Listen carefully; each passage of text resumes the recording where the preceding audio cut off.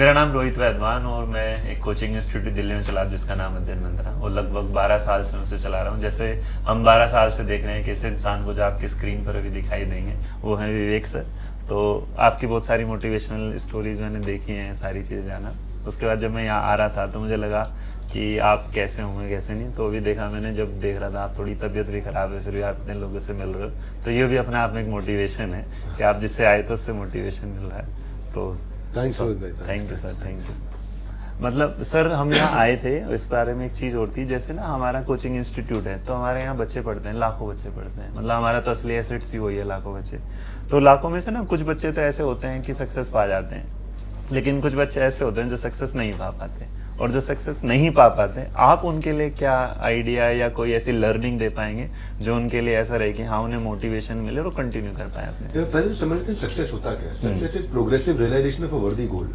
सो पहला वर्ड है progressive. Progressive का मतलब इट इज ऑन गोइंग, ये क्रिया नहीं है, प्रक्रिया है। आपने बोला सक्सेस नहीं मिली, तो सक्सेस नहीं मिली मतलब वो तो क्रिया हो गया।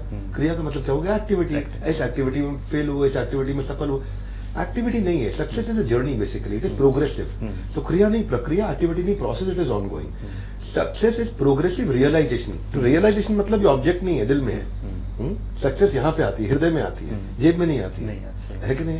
सक्सेस गाड़ी में नहीं है, क्योंकि जिसके पास सबसे बड़ी गाड़ी वो भी उदास है ना। और जो कई बार आप देखो छोटे छोटे बच्चे बेचारे जो भिक्षा मांग रहे होते हैं, उनके सामने को गाना चला दो ऐसा नाचते हैं, मजा आ जाता है कि नहीं? तो सक्सेस मीन रियलाइजेशन। तो प्रोग्रेसिव रियलाइजेशन ऑफ व्हाट?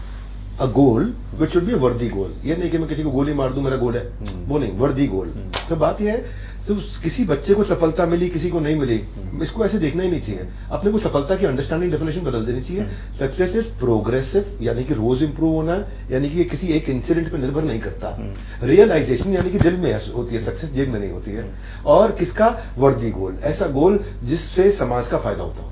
लेकिन सर कई बार ऐसा होता है, जैसे हमने तो समझा दिया उन्हें कि भाई कोई बात नहीं, आपको आगे कुछ ना कुछ मिल जाएगा, लेकिन उसके आजू बाजू में जो समाज के लोग हैं ना, उसे भी इतना परेशान कर देते हैं। एक बार आपके समझ में आ गई ना, हाँ। एक बार समझ में आ गई, आपको परेशान कर नहीं सकता। मैं बचपन में एक दोस्त के घर गया था, बड़ा धनी परिवार में था वो। उसके घर में ना प्लास्टिक पेंट लगा हुआ था। वहां पे किसी ने एक बार हमारे हाथ से दूध का गिलास छिड़क गया और दीवार पे लग गया। मेरे को लगा डांट पड़ेगी, उसने बोला नहीं नहीं, एक कपड़ा मारा, पूरा पेंट साफ। वहाँ मुझे समझ में आया जिंदगी भी ऐसी होनी चाहिए। प्लास्टिक पेंट लगा दो अपने ऊपर, कोई कुछ भी बोले साफ, कोई फर्क ही नहीं पड़ना चाहिए।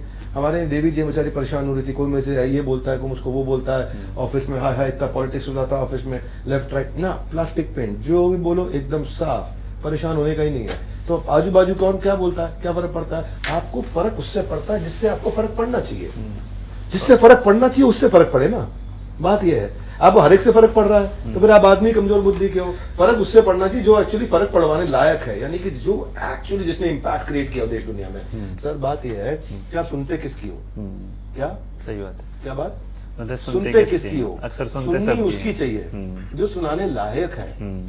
अगर आप सीख रहे हो उस आदमी से जिसने खुद कुछ अचीव नहीं किया, सुन रहे हो उस आदमी की जिसने कोई इम्पैक्ट देश दुनिया में क्रिएट नहीं किया, तो फिर आप कुछ नहीं सीख रहे, है कि नहीं? तो आपको क्या लगता है, जैसे मैं तो ये सोच के आया था कि भाई हमारे यहाँ जैसे बच्चे हैं सक्सेस हो रहे हैं, और अगर आपके जो इवेंट है इसमें उन्हें कुछ ऐसा हो सकता है कि उनके लिए कुछ ऐसी अपॉर्चुनिटी मिले जिसमें वो अपने आप को ग्रो कर पाए? देखो इसमें ना, ये इवेंट में सबसे पहले आपको ये चीज समझना, माइंडसेट और स्किल सेट दो अलग अलग चीजें हैं। यहाँ हम दोनों दे रहे हैं। अच्छा, माइंडसेट दे रहे हैं एक आदमी को, तो क्योंकि आपने कुछ बोला मैं ऐसा सोच के आया था, आदमी क्या सोच के चलता है, ये बड़ा महत्वपूर्ण चीज है। सही बात है कि नहीं? क्योंकि मैं हमेशा कहता हूँ छोटी सोच पाँव की मोच इंसान को दूर आगे नहीं जाने देती है, आगे बढ़ने नहीं देती है। तो पहली चीज सोच ठीक करनी है। जब उसके ना फाउंडेशन माइंडसेट ठीक होगा तब उसको स्किल सेट बहुत काम आएगा। अलग अलग स्टेजेस होती हैं, आप हर स्टेज पे अलग प्रकार का माइंडसेट स्किल सेट चाहिए। तो वहाँ वो है ना, वो बड़ा क्रांतिकारी जगह होने वाली है। अच्छा, आप आओगे इस इवेंट में, मैं आपको इनवाइट करता हूँ, आप वहाँ एक्सपीरियंस करोगे कि आपको हर थोड़ी देर में रोंगटे खड़े हो रहे होंगे। जब 30,000 लोग इकट्ठे होते हैं ना, वो मंजर अलग होता है दोस्त, वो अलग होता है।